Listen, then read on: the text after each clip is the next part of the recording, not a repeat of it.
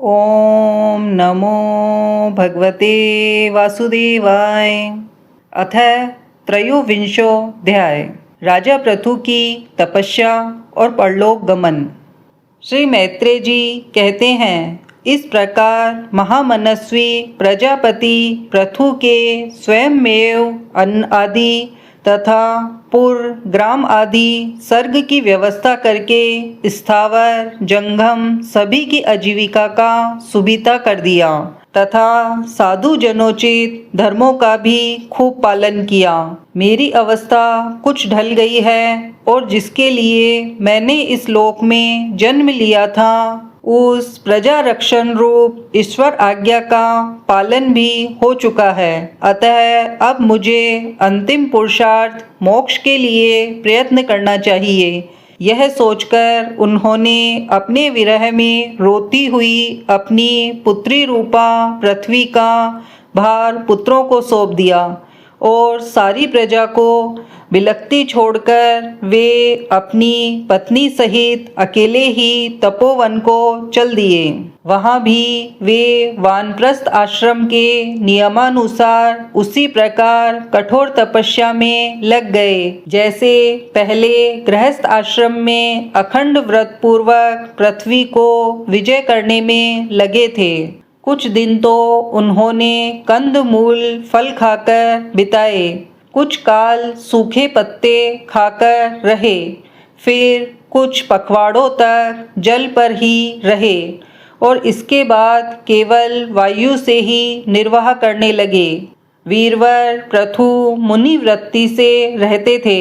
गर्मियों में उन्होंने पंच अग्नियों का सेवन किया। वर्षा ऋतु में खुले मैदान में रहकर अपने शरीर पर जल की धाराएं सही और जाड़े में गले तक जल में खड़े रहे। वे प्रतिदिन मिट्टी की वेदी पर ही शयन करते थे। उन्होंने शीत उष्ण आदि सब प्रकार के द्वंद्वों को सहा तथा वाणी और मन का संयम करके ब्रह्मचर्य का पालन करते हुए प्राणों को अपने अधीन किया।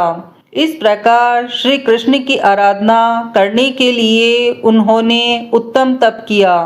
इस क्रम से उनकी तपस्या बहुत पुष्ट हो गई और उसके प्रभाव से कर्ममल नष्ट हो जाने के कारण उनका चित्त सर्वथा शुद्ध हो गया। प्राणायामों के द्वारा मन और इंद्रियों के निरुद्ध हो जाने से उनका वासना जनित बंधन भी कट गया। तब भगवान सनत कुमार ने उन्हें जिस परम उत्कृष्ट आध्यात्म योग की शिक्षा दी थी उसी के अनुसार राजा पृथु पुरुषोत्तम श्री हरि की आराधना करने लगे। इस तरह भगवत परायण होकर श्रद्धा पूर्वक सदाचार का पालन करते हुए निरंतर साधन करने से परम ब्रह्म परमात्मा में उनकी अनन्य भक्ति हो गई। इस प्रकार भगवत उपासना से अंतःकरण शुद्ध सात्विक हो जाने पर निरंतर भगवत चिंतन के प्रभाव से प्राप्त हुई इस अनन्य भक्ति से उन्हें वैराग्य सहित ज्ञान की प्राप्ति हुई और फिर उस तीव्र ज्ञान के द्वारा उन्होंने जीव के उपाधिभूत अहंकार को नष्ट कर दिया जो सब प्रकार के संशय विपर्शय का आश्रय है। इसके पश्चात देहात्म बुद्धि की निवृत्ति और परमात्म स्वरूप श्री कृष्ण की अनुभूति होने पर अन्य सब प्रकार की सिद्धि आदि से भी उदासीन हो जाने के कारण उन्होंने उस तत्व ज्ञान के लिए भी प्रयत्न करना छोड़ दिया जिसकी सहायता से पहले अपने जीव कोश का नाश किया था। क्योंकि जब तक साधक को योग मार्ग के द्वारा श्री कृष्ण कथा अमृत में अनुराग नहीं होता तब तक केवल योग साधना से उसका मोह जनित प्रमाद दूर नहीं होता, भ्रम नहीं मिटता। फिर जब अंतकाल उपस्थित हुआ तो वीरवर पृथु ने अपने चित्त को दृढ़ता पूर्वक परमात्मा में स्थिर कर ब्रह्म भाव में स्थित हो अपना शरीर त्याग दिया। उन्होंने एड़ी से गुदा के द्वार को रोककर प्राणवायु को धीरे धीरे मूलाधार से ऊपर की ओर उठाते हुए उसे क्रमशः नाभि, हृदय, वक्षस्थल, कंठ और मस्तक में स्थित किया। फिर उसे और ऊपर की ओर ले जाते हुए क्रमशः ब्रह्मरंध्र में स्थिर किया। अब उन्हें किसी प्रकार के सांसारिक भोगों की लालसा नहीं रही।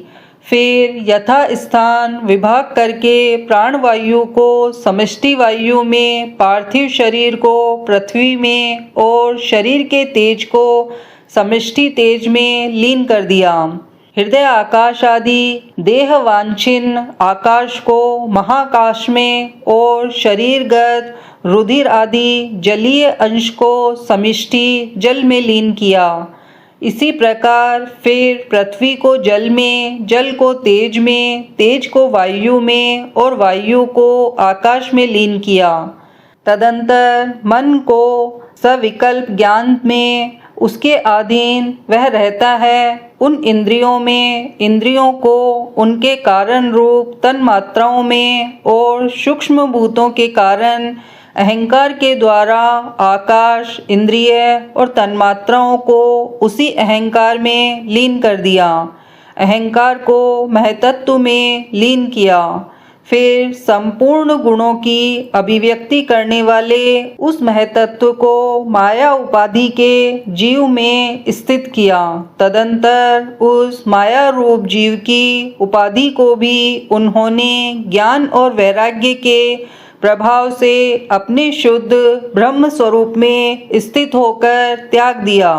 महाराज पृथु की पत्नी महारानी अर्ची भी उनके साथ वन को गई थी। वे बड़ी सुकुमारी थी, पैरों से भूमि का स्पर्श करने योग्य भी नहीं थी। फिर भी उन्होंने अपने स्वामी के व्रत और नियम आदि का पालन करते हुए उनकी खूब सेवा की और मुनिवृत्ति के अनुसार कंद मूल आदि से निर्वाह किया। इससे यद्यपि वे बहुत दुर्बल हो गई तो भी प्रियतम के कर स्पर्श से सम्मानित होकर उसी में आनंद मानने के कारण उन्हें किसी प्रकार का कष्ट नहीं होता था।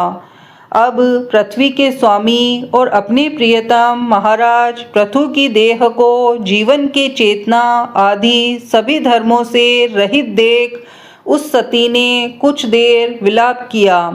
फिर पर्वत के ऊपर चिता बनाकर उसे उस चिता पर रख दिया।